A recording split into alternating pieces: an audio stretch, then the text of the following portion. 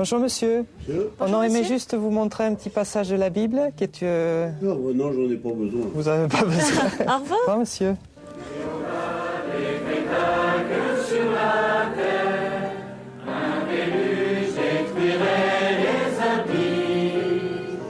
À Noé le fidèle, il donna l'ordre, fait une arche et les hommes avertis. Voilà ce que promet Dieu dans un avenir très proche, car les hommes droits sont ceux qui résideront sur la terre, et les hommes intègres sont ceux qui y resteront. Quant aux méchants, ils seront retranchés de la terre, et les traîtres, eux, en seront arrachés. Les événements mondiaux d'ailleurs et la chronologie biblique prouvent sans erreur possible que Jésus est invisiblement présent depuis 1914, comme les témoins de Jéhovah l'expliquent depuis si longtemps dans leurs publications et dans leurs prédications. Et nous proposons aux personnes que nous rencontrons, si elles le désirent, eh bien un cours biblique gratuit à domicile pour approfondir ces questions et voir comment Dieu va réaliser ces choses. Car de savoir ce qu'il va faire, c'est bien, mais c'est aussi intéressant de savoir comment.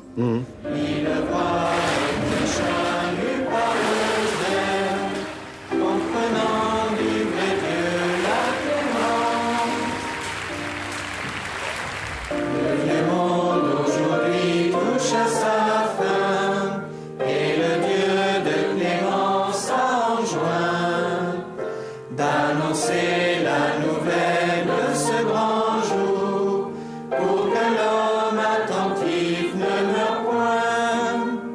Dans l'esprit du vrai Dieu est à coup sûr, le fidèle qui mérite sa clémence.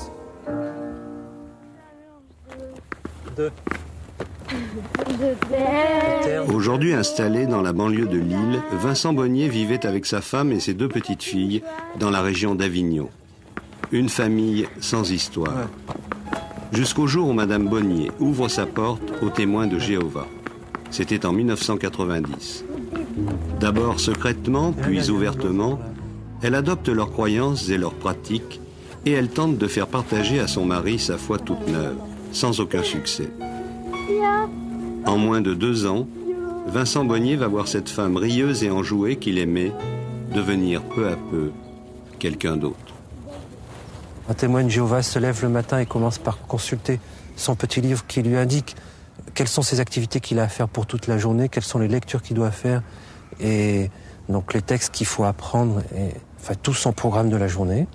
C'est la première activité du matin, c'est de regarder ce petit livre et tout au long de la journée, donc cette activité se continue et se prolonge. C'est une activité de tous les instants. Alors bien sûr, en plus de ça, il y a des changements au niveau vestimentaire, il y a des changements au niveau des relations qu'on peut avoir. On fréquente de moins en moins la famille, on fréquente de moins en moins les amis qu'on avait, et on voit bien sûr de plus en plus arriver de temps en temps des témoins de Jéhovah, des visites impromptues ou plus ou moins organisées, mais c'est de plus en plus fréquent et régulier. Sa personnalité, vous l'avez vu changer sous vos yeux ? On ne s'habille plus pour séduire, on ne se maquille plus ou le moins possible. Et puis on devient peut-être, je dirais, plus renfermé. On devient moins participatif à la vie de famille. Donc on se renferme un petit peu, on a du mal à communiquer, à échanger. Et sa relation avec ses enfants a beaucoup changé aussi. Elle a toujours souhaité impliquer ses enfants dans ses activités et les pressions se sont faites au fur et à mesure de plus en plus fortes pour que les enfants soient instruits à la maison. Donc on leur fasse des lectures, discuter avec elles de ce qui était interdit ou autorisé chez les témoins de Jéhovah, discuter de leurs principes et puis, si possible, donc des pressions pour les faire participer aussi aux réunions à la salle du royaume. Et elles y sont allées ? Elles n'y sont pas allées, non. Elles n'y sont pas allées, je m'y suis toujours refusé, toujours. Et j'en suis sûr que c'est ce qui est à l'origine de son départ. Bravo. En 1992, Madame Bonnier s'enfuit avec les 2 enfants. Elle accuse d'abord son mari de coups et blessures, puis d'actes incestueux. sans convaincre les juges qui confient à Vincent la garde des enfants. Le divorce est aujourd'hui prononcé, Madame Bonnier ayant légalement la possibilité de reprendre ses filles pendant les vacances. Mais elle n'a jamais renoncé à leur inculquer ses croyances. En ce moment, moi je la vois plus, Flora elle va la voir. Tu la vois plus? Non. Depuis longtemps? Ouais, quand même. C'est toi qui as décidé de plus la voir? Oui. Et tu peux m'expliquer pourquoi? Non, j'arriverai pas. Hein? J'arriverai pas. Oh, essaye.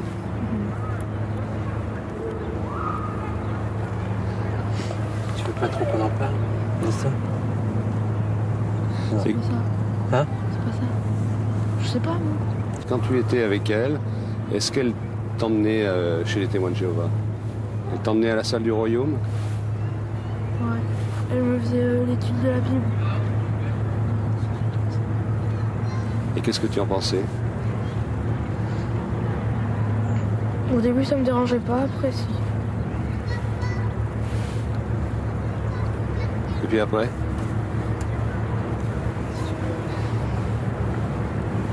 Après, ça t'embêtait?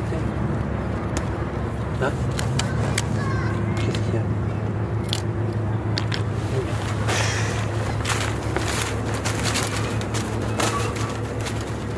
C'est encore difficile pour elle d'en parler.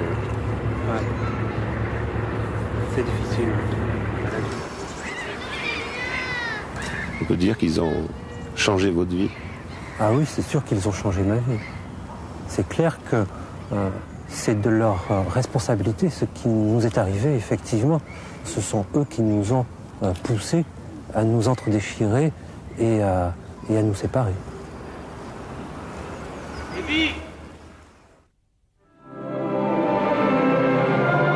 Ces hommes et ces femmes qui ont surgi dans la vie de Vincent Bonnier appartiennent en fait à la plus importante de ces communautés que certains appellent les nouvelles religions, d'autres les sectes. Ils sont 5 600 000 pratiquants dans le monde, 14 millions en comptant tous ceux qui participent plus ou moins régulièrement à leurs assemblées. En France, 270 000. So, brothers, we ask you, are you happy? Au départ, en 1870, à Pittsburgh, aux États-Unis, autour de Charles Russell, une poignée d'étudiants de la Bible qui rejettent plusieurs dogmes communs à l'ensemble des églises chrétiennes. La Sainte Trinité, l'immortalité de l'âme, l'enfer. 1909, ils s'établissent à Brooklyn, un quartier de New York. Très vite, ils ont compris l'efficacité des moyens modernes de diffusion et leur journal, La Tour de Garde, était déjà tiré en 1914 à 50 000 exemplaires. Charles Russell avait prédit le retour invisible du Christ pour octobre 1914. Lui et ses proches devaient littéralement s'élever dans les airs pour le rejoindre au paradis céleste. Tandis que sur la terre, Jéhovah ferait le tri entre les justes voués au paradis terrestre et les méchants, promis à l'extermination. Mais Charles Russell va mourir de maladie en 1916 sur la terre ferme. Avec Joseph Rutherford, qui lui succède, ils deviennent en 1931 les témoins de Jéhovah et essaiment dans le monde entier, malgré la répression qui les frappe parfois. En Allemagne nazie, en 1933, ils proposent un étrange pacte de non-agression à Hitler. Sans résultat, plusieurs milliers d'entre eux seront exécutés ou déportés. Apparue au début du siècle dans les milieux polonais du Nord, l'association française regroupe aujourd'hui plus de 1700 congrégations. Jugeant le monde actuel inféodé à Satan, les témoins de Jéhovah refusent toute participation à la vie sociale et politique. Dans le domaine privé, ils prônent la soumission totale de l'épouse au mari. La Tour de Garde est aujourd'hui diffusée en 128 langues à 22 millions d'exemplaires. Êtes-vous joyeux?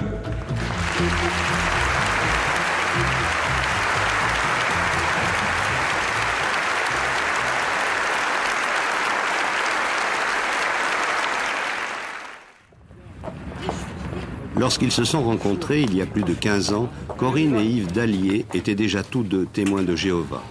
Et c'est avec leurs 2 enfants qu'ils fréquentent les réunions.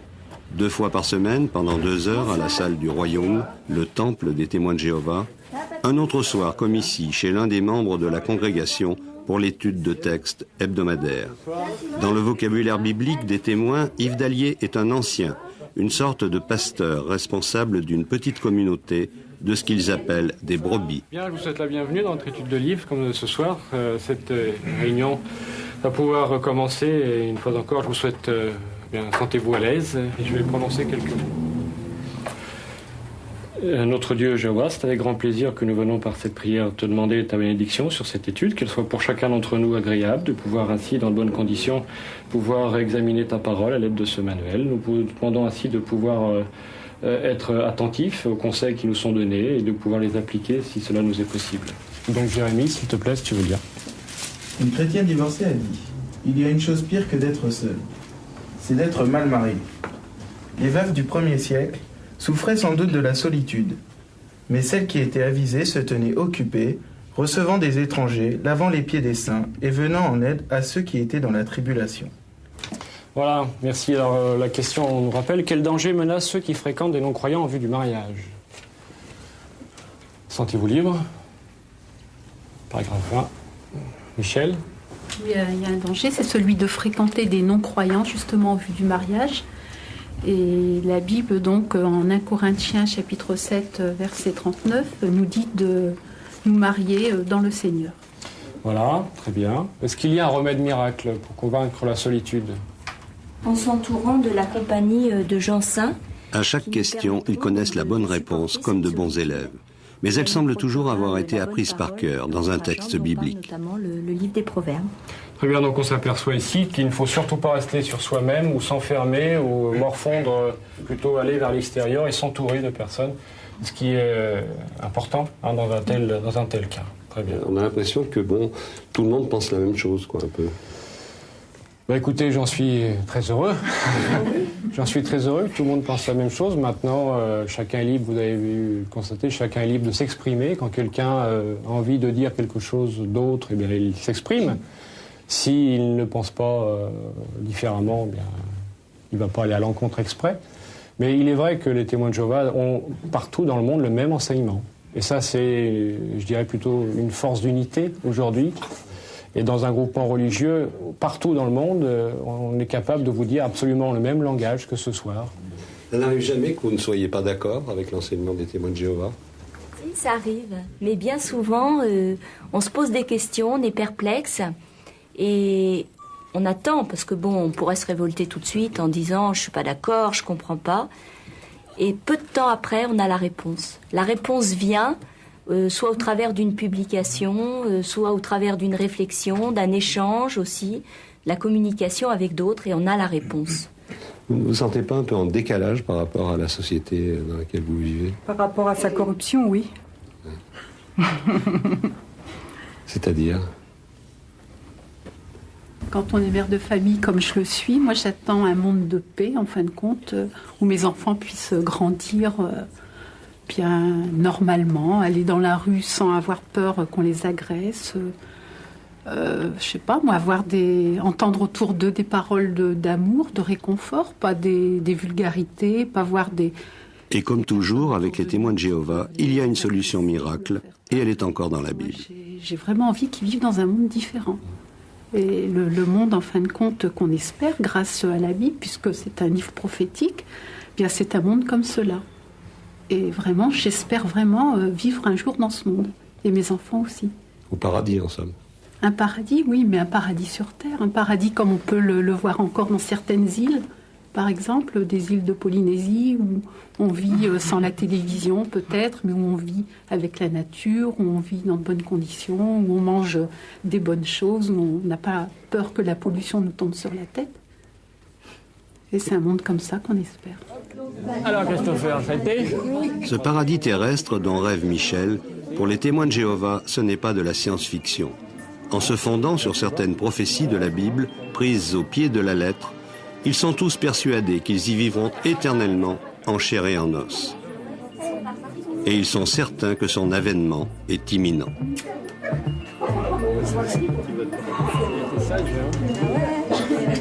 Il était sage.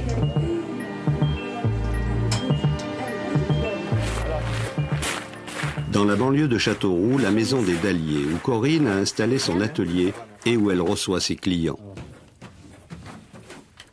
Voilà. Alors donc je vous ai appelé au sujet de votre peinture parce qu'il faudrait qu'on... Elle est doreuse-sur-bois et restauratrice de tableaux et réputée dans toute la région. Relativement fragilisée. Et quand on la regarde vraiment bien au jour, je ne sais pas si vous le voyez, mais il y a des petits points, si vous voulez. Vous voyez, il y a des petits points. À peine revenue de l'école avec sa meilleure amie, Cindy s'est précipitée sur son ordinateur. Tandis que Nicolas retrouve dans sa chambre ses chers effets spéciaux. Yves, le père, est cadre dans une société de vente d'espaces publicitaires. Comme ses parents avant lui, il est témoin de Jéhovah depuis l'enfance. Viens le voir cet après-midi. Les témoins de Jéhovah m'apportent, par l'intermédiaire des principes chrétiens, de la Bible, un certain équilibre et certains principes des valeurs morales. Des valeurs morales que beaucoup ont perdues, hélas, dans notre système actuel. Donc c'est une façon de vivre sainement et agréablement, en ayant de la joie, mais également des valeurs précises pour notre vie de chaque jour, dans nos contacts avec les autres, dans nos relations, que ce soit professionnelles ou familiales ou amicales ou au sein du foyer. Mais en plus de ces valeurs, il y a une espérance, il y a une foi, qui elle aussi est basée sur les Saintes Écritures, donc ça s'ajoute. Alors quelle est cette espérance, madame ? Il y a l'espérance que les conditions vont changer par rapport à la vie difficile de ce système dans lequel on vit, parce que vous ouvrez le journal, vous écoutez la télévision, vous n'entendez que des catastrophes. Et c'est vrai qu'on a besoin d'autre chose. Tout ce qu'on espère, c'est un paradis terrestre, comme on a envie d'en trouver beaucoup lorsqu'on va en vacances, lorsqu'on va dans certains endroits idylliques. Un paradis terrestre où on vivrait en chair et en os. Oui, bien sûr. Et pendant combien de temps ? Eh bien, c'est ça qui est intéressant. La Bible nous parle d'une vie éternelle. Parce que l'idée de la mort est quelque chose qui est trop dur à supporter. Et pour chacun d'entre nous, je crois qu'on n'admet jamais la mort. Quand ça nous touche, dans notre famille, dans nos voisins, on est souvent assez révolté contre l'idée de la mort. Le phénomène de la vieillesse, c'est quelque chose aussi qui est extraordinaire, dans le mauvais sens, mais qui est extraordinaire. Quand on voit l'évolution des traits de l'enfance, passant par l'adolescence, la vieillesse, le vieillard, pour arriver à la mort, c'est aussi quelque chose. Et pourquoi pas ce processus-là ne pourrait pas être inversé, en fait, et que les traits retournent à la jeunesse. Mais Dieu le ressuscite. Et c'est ainsi qu'il... Un joli conte de fées, en somme, mais qui est enseigné comme une évidence dans les salles du royaume. Des certitudes d'autant plus indiscutables qu'elles ont leur source dans les Saintes Écritures, version témoin de Jéhovah. Un livre directement dicté à ses auteurs, pense-t-il, par Dieu lui-même. Grâce à de savants calculs tirés des prophéties, les témoins de Jéhovah ont déjà annoncé à plusieurs reprises la fin de l'Empire des Nations, le monde mauvais qui nous entoure. Le premier texte que nous avons cité est intéressant. On va le reprendre, c'est Isaïe. Cela s'appelle Armageddon, une véritable guerre mondiale que Dieu s'apprête à déclarer à Satan et à tous ceux qui le servent. Pêle-mêle, les fausses religions, les fauteurs de guerre, les voleurs, les fornicateurs, les homosexuels et tous ceux qui restent sourds aux injonctions de Jéhovah. Tous sont promis à une mort violente et définitive. C'est seulement après le massacre des méchants que les justes pourront sortir de leurs abris et prendre possession du paradis terrestre pour y vivre éternellement, sans vieillir et sans souffrir.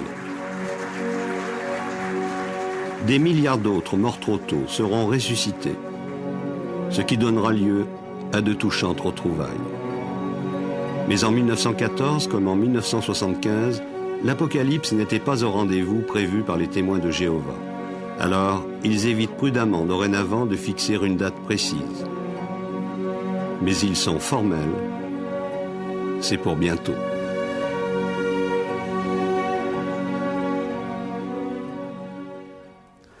Cela peut paraître difficile à croire, mais c'est une démarche de foi. C'est une démarche de foi parce qu'elle est basée sur une connaissance profonde de l'Évangile, des promesses de Dieu. Et en tant que chrétiens, nous avons acquis la conviction que Dieu ne peut mentir. Vous n'avez aucun doute? Pas de doute dans ce domaine-là. Ça ne se discute pas, ce qui est dans la Bible. C'est paroles d'évangile, comme on dit. C'est paroles d'évangile, on peut dire cela. Disons que, à cette nuance près, que tout ce que contient la Bible, tous les mots, ne sont pas forcément, ne véhiculent pas forcément. Il y a des symbolismes aussi dans la Bible, je dirais. Mais son contenu est parole de Dieu. Par exemple, pour vous, quel est l'âge de l'humanité? La chronologie biblique donne un certain nombre d'éléments permettant de dater l'histoire de l'homme à environ 6000 ans. Cette chronologie a été établie, d'autres la partagent que nous. C'est la création de l'homme pensant, capable d'exprimer sa volonté, capable d'envisager l'avenir, capable d'écrire. Pour les préhistoriens, évidemment, c'est pas du tout le cas. L'humanité existe bien avant. Par exemple, Lascaux, tous les préhistoriens sont unanimes, on peut dire, c'est 20 000 ans, c'est moins 20 000 ans. Et là, on ne peut pas douter qu'il s'agit d'hommes, ce n'est pas des chimpanzés qui ont dessiné Lascaux. Alors cela pose un nombre d'interrogations auxquelles je n'ai absolument pas la réponse. Mais comme je vous l'ai dit, notre démarche est une démarche de foi. Et pour l'instant, je m'en tiens au récit de l'Évangile. Jésus était un témoin oculaire de la création. Les scientifiques n'ont pas été témoins oculaires de cela. Ceci dit, je ne m'oppose pas non plus aux scientifiques. Ma démarche est une démarche de foi. Membre du consistoire, la direction de la filiale française des Témoins de Jéhovah, Jean-Claude Ponce vit ici, à Louviers, en Normandie, au Bethel, la maison de Dieu. Père, s'il te plaît, veuille accepter ces quelques mots de prière au nom de Jésus-Christ, ton Fils, notre exemple parfait. Amen.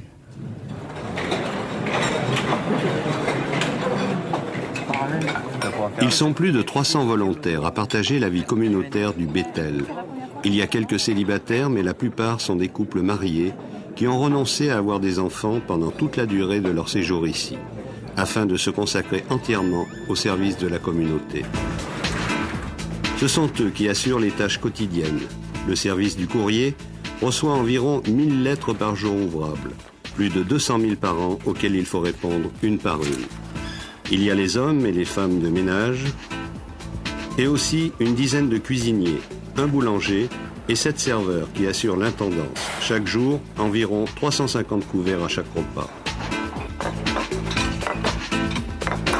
Et les jours d'Adam après qu'il eut engendré Seth furent de 800 ans. D'autres, pendant ce temps, peuvent se consacrer à l'enregistrement de la Bible version Témoins de Jéhovah en 70 cassettes. Se montèrent à 930 ans et il mourut. Ou traduire en français les textes de Réveillez-vous et La Tour de Garde, des publications intégralement conçues et mises en page au quartier général de Brooklyn aux États-Unis et reproduites à l'identique par toutes les filiales. 25 membres du Bethel assurent l'édition française à l'imprimerie de Louviers. Tous exercent un véritable métier, plus ou moins qualifié, parfois dangereux.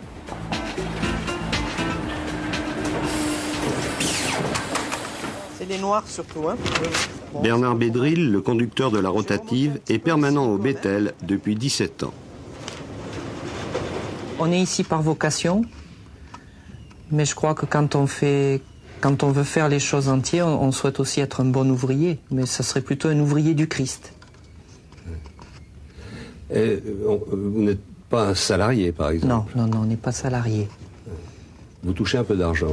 Oui, on touche 900 francs à peu près par mois.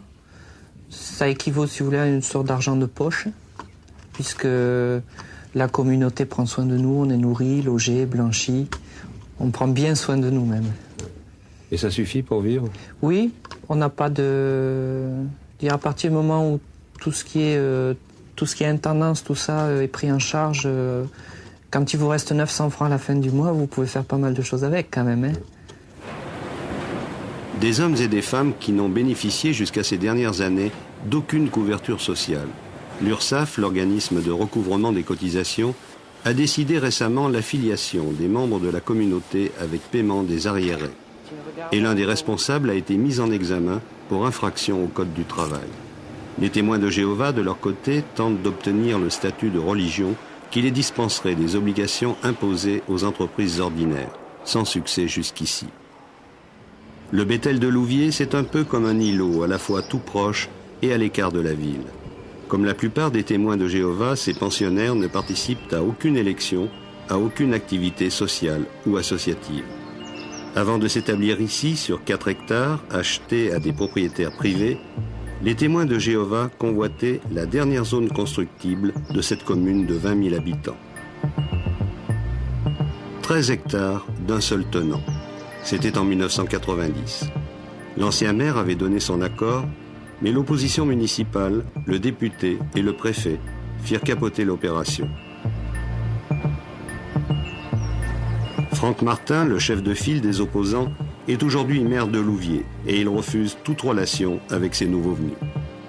Louviers a cette réputation d'être la capitale européenne des témoins de Jéhovah, ce qui n'est pas excellent, c'est le moins qu'on puisse dire, pour l'image de marque de la ville et pour l'implantation d'entreprises qui ne souhaitent pas se voir associées à cette image de marque déplorable. Et puis surtout, je pense qu'il y a pour tout républicain un combat à mener contre ce type d'idéologie, de vision du monde.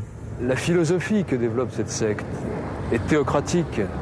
C'est une philosophie qui est complètement axée vers la culpabilisation des gens, vers l'expiation d'un péché originel qu'ils auraient commis. C'est une philosophie qui les coupe du monde.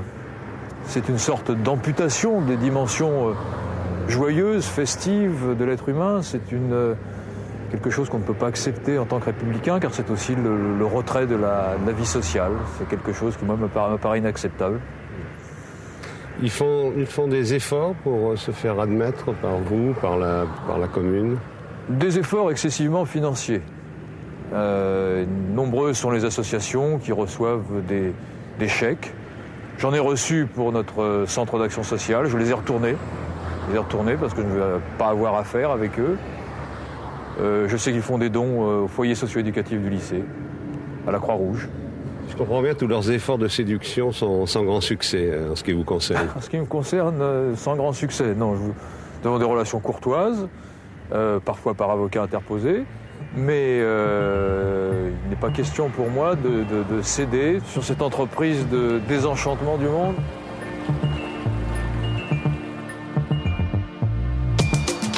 Les témoins de Jéhovah, c'est aussi une organisation internationale, la Watchtower Society, la société de la tour de garde.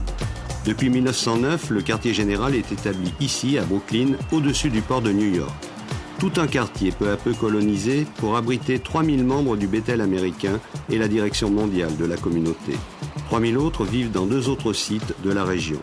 Immeubles de résidence, restaurants, immeubles de bureaux, imprimeries, services d'expédition, une véritable institution ayant pignon sur rue est considérée aux États-Unis comme une religion parmi les autres, ce qui permet aux témoins de Jéhovah d'être ici entièrement exemptés d'impôts.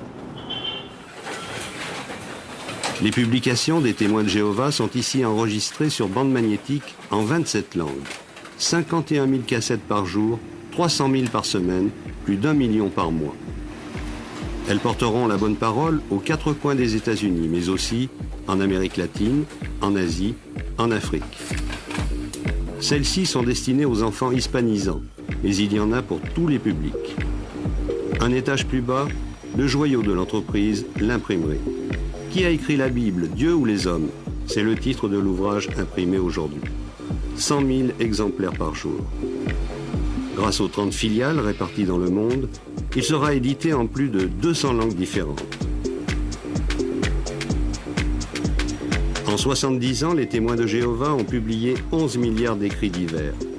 Chaque mois, 3 millions de Bibles et autres ouvrages bibliques sortent des rotatives, ici à Brooklyn. Et on s'efforce vraiment de rendre la Bible accessible. Notre but, c'est vraiment d'aider les gens à la connaître, à la posséder et puis à la lire aussi. Parce qu'en tant que chrétien, c'est vraiment notre but. C'est montrer que la Bible, c'est le guide dont nous avons besoin pour régler les difficultés de la vie. Donc qui est toujours valable aujourd'hui. Oui, qui est toujours valable aujourd'hui. Autant il y a plus de 2000 ans, la Bible est toujours aussi valable, toujours aussi utile. Et nous, on est persuadés que si on la connaît, si on l'estime, si on l'apprécie, c'est un livre qui est utile et qui donne un sens à notre vie. Et parce qu'on est chrétien, on veut défendre cela. C'est notre principal objectif. Service expédition. Les commandes spécifiques de chaque congrégation sont prises en compte une par une dans des délais records. Comme à Louviers, les membres du Bethel américain sont soumis à des horaires et à des rythmes de travail d'ouvriers d'usine. Ils sont nourris, logés, blanchis, avec pour tout salaire un peu d'argent de poche, 95 $, environ 600 francs par mois.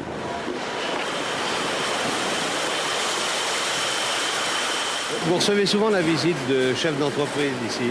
Oui, souvent, des chefs d'entreprise qui nous demandent comment on peut avoir des individus qui sont productifs et qui s'auto-motivent comme ça sans salaire. Vous m'avez demandé si on était salariés. Non, nous sommes volontaires. On reçoit une petite donation. D'ailleurs, le président, les porte-parole, tout le monde reçoit la même contribution. C'est assez fantastique. Il faudrait bien connaître votre combine pour faire travailler les gens sans les payer. Le secret, oui, c'est la passion, le secret, effectivement. Oui, alors comment vous faites? Eh bien, nous sommes convaincus que notre effort est un effort humanitaire, comme nous disions. Et le message biblique est justement un message qui aide l'humanité à vivre de façon beaucoup plus sereine et à vivre de meilleure façon. Enfin, tout ça, toutes ces infrastructures, ça suppose quand même beaucoup d'argent.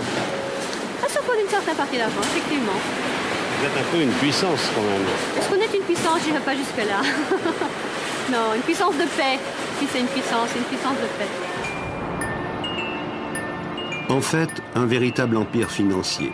Un capital accumulé peu à peu, sou par sou.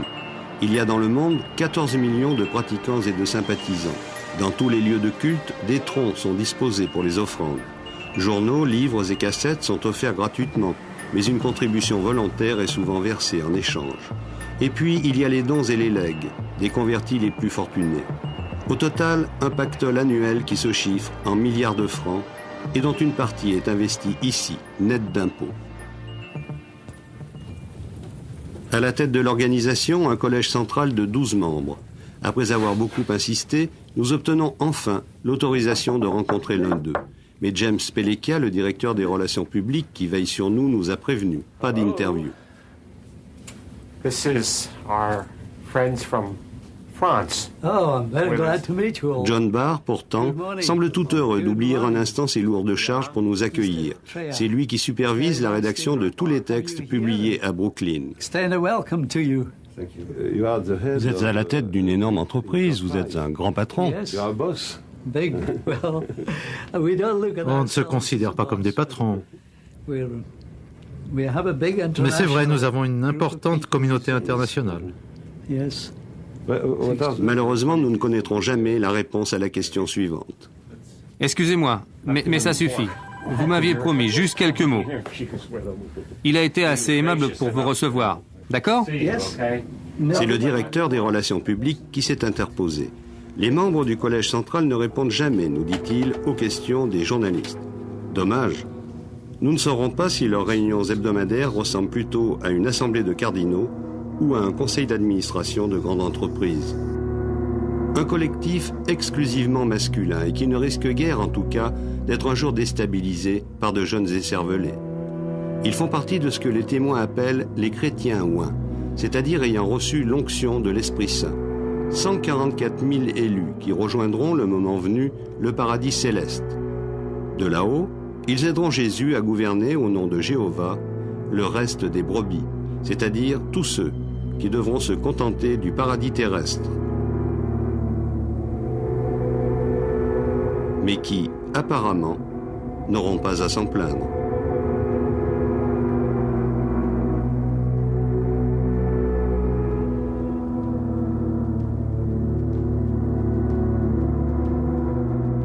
Une bonne nouvelle qui s'affiche nuit et jour dans le ciel de New York et que des millions de témoins vont relayer sous toutes les latitudes.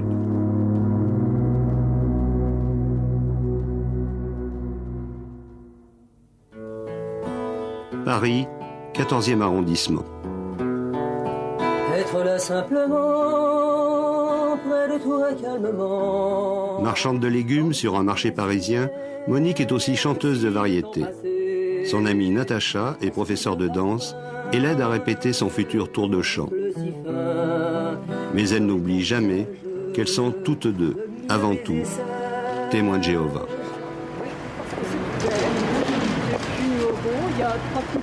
C'est encourageant pour les personnes de savoir ce qu'elle dit. On propose ça gratuitement, un cours biblique gratuit à domicile. Mais moi, ça m'intéresse. Eh bien, mademoiselle, nous vous remercions de votre accueil. Nous souhaitons une bonne journée. Et un bon week-end. Au revoir, mademoiselle, merci. Vous permettez qu'on frappe chez vous, monsieur, pour parler 2 minutes avec vous? Bon, notre désir, c'est de montrer l'espérance que donne la Bible par rapport à l'avenir. Ah, j'ai pas trop le temps, je vous avoue, là. Au revoir, monsieur. Tenez, je vais vous offrir ces 2 derniers journaux. La tour de garde, réveillez-vous. Vous pouvez connaître un avenir radieux, mademoiselle. Et l'accident vasculaire cérébral, c'est un dossier médical. Le porte-à-porte, c'est l'activité centrale des témoins de Jéhovah qui lui consacrent en moyenne une dizaine d'heures par mois, parfois beaucoup plus. En fin de mois, chacun fait son rapport et les heures de prédication de tous les fidèles du monde sont comptabilisées. L'an dernier, plus d'1 milliard d'heures. Un travail de fourmi, des portes qui se referment plus ou moins sèchement. Et puis parfois, quelqu'un, une solitude, une détresse et le besoin de réconfort. La fleuriste cambodgienne du coin de la rue, par exemple, qui élève seule son fils et qui n'a plus aucune autorité sur lui. Une cible idéale. Leurs petits camarades de classe. Et ça peut rapprocher les parents des enfants. Ah oui, c'est très important. C'est très important. Comprendre à l'heure actuelle. Et ce qui serait formidable, c'est que je puisse examiner avec lui et vous quelques passages de la Bible. Ça serait possible un jour? Oui, bien sûr. Ça serait gentil. Tenez, bien sûr. Je vais prendre, c'est dans le livre, c'est dans la lettre de Paul, que Paul écrit aux Éphésiens. Voilà, mais du Cambodge. Oui. Et là, toute sa famille a été décimée là-bas avec les Khmers rouges, etc. Ce qui s'est passé. Alors elle est seule pour élever son enfant et ça commence à poser quelques problèmes, c'est tout. C'est pour ça que j'ai le plaisir de venir voir madame et de lui montrer bien que la Bible donne des solutions pour l'avenir. Et puis que c'est réconfortant également bien, de connaître les promesses que Dieu nous fait dans un avenir très proche. Ça m'a donné des idées, comme ça. Parce que des fois, comme je vous ai dit, le monde actuel, c'est pas comme le monde avant, comme j'ai vécu avant. Avec mes parents, les enfants maintenant, avant, nous sommes très obéissants vis-à-vis de nos parents. Mais les enfants maintenant, ils sont trop rebelles, ils sont... donc ça m'a donné des idées, ça m'a aidé à... C'est pas facile d'aider les enfants. Hein. Voilà, c'est cela. C'est pas et l'autre facile, jour, mais... j'ai pu me rendre compte, en venant un après-midi, vous saluer. Vous étiez déprimé. Il y a quelques jours, et nous avons pris quelques passages de la Bible ensemble, et ensuite, vous m'avez dit que ça vous avait fait du bien. C'est vrai. Voilà. C'est vrai. Alors, c'est très encourageant, et c'est pour ça que je reviens avec un grand, grand plaisir. Puis le but, c'est d'encourager les gens. L'éducation des enfants, version témoin de Jéhovah. Une enfance privée d'anniversaire et de toutes ses fêtes qu'il juge païennes. Séverine Chapelle avait 6 ans lorsque sa mère l'a entraînée pour la première fois dans une salle du royaume de Rouen. Elles ont rompu toutes deux avec les témoins il y a 2 ans. Depuis, Séverine est en traitement, en hôpital de jour. Quelle image vous aviez du monde? Une image mauvaise. Le monde était méchant. Tout le monde était méchant, il n'y avait que les témoins de Jéhovah qui étaient bien. Le monde, c'est un monde dépravé. Tel qu'on me l'a enseigné, c'était un monde dépravé. Les jeunes ne pensent qu'à s'amuser, à boire, à fumer, et puis ils font rien d'autre. En fait, c'est des jeunes normaux qui veulent vivre. Et nous, on n'a pas le droit de vivre quand on est témoin de Jéhovah. La vie présente, ça compte pas. On vit dans le passé parce qu'il faut apprendre l'histoire du peuple juif. On vit dans le futur parce qu'il faut penser au paradis. Mais le présent, on n'a pas le droit d'y penser. Ça fait comme si on était déjà mort. On vous parlait beaucoup de ce qui va arriver, de cette... D'Armageddon, on nous parle énormément d'Armageddon. C'est-à-dire la fin de ce monde, quoi. La fin de ce monde, oui. Ouais. Et on nous montre des images très impressionnantes quand on est enfant. J'en ai une là qui m'avait beaucoup marqué, où on voit des enfants et des animaux en train de disparaître dans un gouffre. Mais quand on est enfant, c'est des images qui choquent beaucoup, ça. Ça vous faisait peur? Ça me faisait très peur, oui. Et je ne comprenais pas pourquoi Dieu pouvait détruire les enfants, au nom de quoi on détruit un enfant. Alors je demandais des explications, et on me disait, c'est les parents qui sont responsables de leurs enfants. Dieu fait que ce qu'il a à faire. Je me disais que c'était un Dieu méchant, mais j'en connaissais pas d'autres. Mais il y avait aussi le paradis qui était promis pour certains. Oui, le paradis, mais il faut passer par tellement de choses compliquées et qui font peur avant que le paradis, j'y pensais pas tellement. Je pensais beaucoup à la mort. Et maintenant, encore pire. Comment vous avez quitté les témoins de Jéhovah? Je veux dire, ça s'est fait insensiblement? Oui, ça s'est fait progressivement. Je vous dis, en assistant moins régulièrement aux réunions, déjà, donc la programmation se fait moins bien. On n'entend plus parler le même langage, on voit un petit peu l'extérieur. Et puis moi, je suis suivie en hôpital de jour, donc j'ai fréquenté des personnes qui n'avaient jamais été témoins de Jéhovah, qui voyaient la vie différente de la manière dont je la voyais moi. J'ai vu des médecins, des infirmiers, ça m'a permis de voir différemment. J'ai beaucoup discuté et puis ça m'a beaucoup aidé. Pourquoi vous êtes allé en hôpital de jour? Parce que j'avais été très perturbée par l'enseignement des témoins de Jéhovah, notamment sur Armageddon et puis des tas d'autres choses. J'étais très perturbée. Mentalement, psychologiquement, j'étais complètement démolie. Et là, ça commence à revenir progressivement, mais c'est dur quand même. Et vous avez, donc à 26 ans, on peut dire, un peu découvert le monde? J'ai découvert le monde, oui. Ouais. Et j'apprécie. Il y a comme des moments magiques. Quand on se retrouve, par exemple, quand je me retrouve au cinéma avec quelqu'un qui n'est pas témoin de Jéhovah et à regarder un film qui me plaît à moi, bah, c'est comme si c'était magique. Je découvre la vie. J'avais pas le temps. Alors finalement, comment vous l'avez trouvé, le monde? Ben, je l'ai trouvé bien, moi, le monde. Puis j'ai trouvé des gens sympas. Mais les témoins de Jéhovah aussi sont des gens gentils. En apparence, mais si on gratte un petit peu, ils sont loin d'être gentils. C'est-à-dire? C'est des gens qui sont méchants entre eux. Par exemple, ils passent tout leur temps à ses pieds les uns les autres pour voir s'il n'y a pas une petite faute de fait. Un jeune, par exemple, qui aurait pris une taffe de cigarette, par exemple, et puis qui aurait été vu par un jeune témoin de Jéhovah, il faut le dénoncer. On n'a pas le droit. Ça, c'est strictement interdit, par contre. On n'a pas le droit de fumer. Mais on vous demande de dénoncer quand... Oui, on nous demande de dénoncer. Parce qu'autrement, on est responsable du péché commis par la personne dans la mesure où on ne la dénonce pas. C'est-à-dire qu'au moment d'Armageddon, la personne sera détruite, et nous avec, parce qu'on n'a pas dénoncé. On est responsable de tout, quoi. On est responsable les uns des autres. Alors qu'est-ce qui est déconseillé encore? Alors les lectures philosophiques, par exemple, la philosophie, c'est interdit. On n'a pas le droit de philosopher sur la vie. La vie, ça appartient à Dieu. On médite que sur ce que Dieu autorise ou non. Alors les lectures, alors les romans d'amour, c'est déconseillé aussi parce que c'est à l'eau de rose. Et puis la vie n'est pas à l'eau de rose, on n'a pas le droit de rêver, il ne faut pas rêver. Un témoin de Jéhovah, ça ne rêve pas. La télévision, c'est déconseillé. À les entendre, tout est pornographique à la télévision. Pornographique ou violent, mais il n'y a pas de juste milieu. À part éventuellement les reportages sur les animaux. Encore à condition qu'ils ne fassent pas de saleté, les animaux. Parce que même eux, ils en font. Quelle idée vous aviez du mot liberté? J'en avais pas d'idée. Liberté, je connaissais pas. Bon. Oui. Maintenant, la liberté, c'est de faire tout ce que j'ai envie de faire dans la mesure où je peux me le permettre. Maintenant, je suis libre de tout. Si je veux fumer une cigarette, je me gêne pas. Puis je pense pas à Dieu quand je l'allume. Ça me dérange pas. Il vous manque pas, Jéhovah? Oh non, il me manque pas, non. Pas du tout. Dieu ne me manque pas. Je crois même plus en Dieu, de toute façon. J'ai une croix autour du cou parce que c'est un bijou comme un autre. Mais personnellement, je préfère ne pas croire en Dieu. Parce que j'en ai pas connu un autre qu'un Dieu comme ça. Pour moi, c'est un Dieu cruel, donc je cherche pas à en connaître un autre. Actuellement en traitement à l'hôpital Broussais à Paris, Thérèse Paul, au contraire, n'a jamais songé à renier ce Dieu sévère et elle est entièrement soumise à chacun de ses commandements.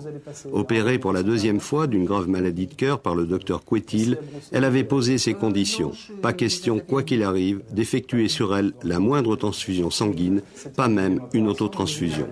Un tabou absolu pour les témoins de Jéhovah qui s'appuie sur un interdit de la Bible, pourtant purement alimentaire. Tu ne consommeras pas de sang. L'équipe du professeur Carpentier à Broussais a déjà opéré des dizaines de témoins en respectant leurs désirs, grâce à l'usage de techniques alternatives extrêmement sophistiquées.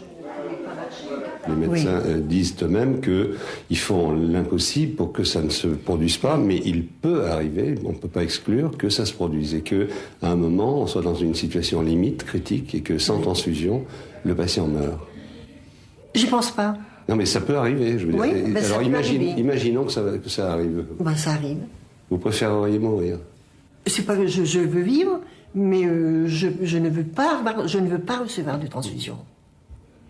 Même à ce prix-là? Même à ce prix-là, oui.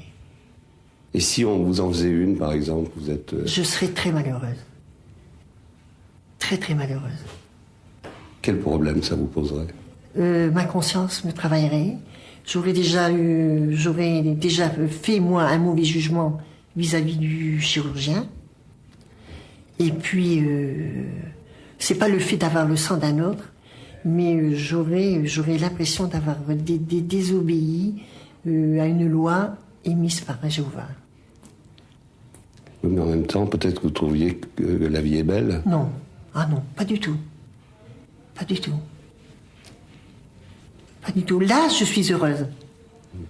Parce que j'ai fait la volonté de Dieu. Vous voyez, là, je suis heureuse. Je ne suis pas une fanatique. Mais j'obéis au commandement de la Bible. Jéhovah a donné des lois. Vous êtes libre de les accepter ou de les refuser. Mais, à ce moment-là, on va à la mort. Vous voyez, j'accepte du sang. Moi, j'accepte du sang. Je perds quelque chose de merveilleux. C'est-à-dire une vie éternelle dans un paradis. Et vous êtes sûr d'avoir une vie éternelle? Oui, j'espère. Je ne suis pas sûre. Et moi qui ne suis pas témoin de Jéhovah? Vous pouvez le devenir. Mais si je ne le deviens pas? Ben, non. C'est mauvais pour moi. Non, c'est mauvais pour vous, oui. Thérèse Paul sortira vivante de l'hôpital sans avoir désobéi à son Dieu tout-puissant. Mais c'est au dévouement et à la compétence de toute une équipe médicale qu'elle le doit, et surtout à son exemplaire tolérance. Des soignants qui savent bien pourtant que malgré leurs infinies précautions, ils risquent à chaque fois de se trouver devant le terrible dilemme. Faire une transfusion quand même ou laisser mourir un patient. Dans le cas d'un enfant, en tout cas, le docteur Quetil n'aurait aucune hésitation. S'agissant de moi personnellement, jamais je laisserai mourir un enfant. Bien sûr, il a la tutelle parentale, c'est le désir des parents que de dire mon fils est également témoin de Jéhovah, donc il ne doit pas être transfusé. Nous respectons beaucoup, tout à fait ça, comme pour les adultes. Mais si un jour je suis devant, j'espère, quelque chose qui n'arrivera jamais, c'est-à-dire il meurt ou je transfuse, voilà une question à résoudre, dans ce cas-là, s'agissant des enfants, et là on parle tout à fait des enfants, je verrai les parents, bien entendu, je leur dirai voilà votre fils ou votre enfant, disons, va mourir si on ne transfuse pas. Je suis sûr de la réponse des parents, ils me diront hors de question de transfuser. Je suis sûr de ma réponse également, je dirai je vais vous décharger de la responsabilité parentale pendant, bref, et je ferai en sorte de pouvoir transfuser cet enfant.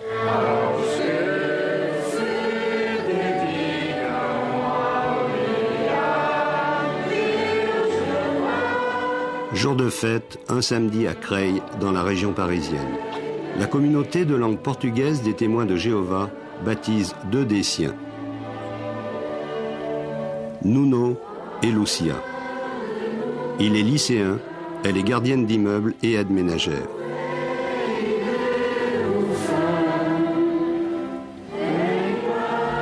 Une petite piscine avec cabine a été aménagée dans ce centre régional des témoins de Jéhovah, pour un baptême par immersion complète dans les eaux tièdes des certitudes.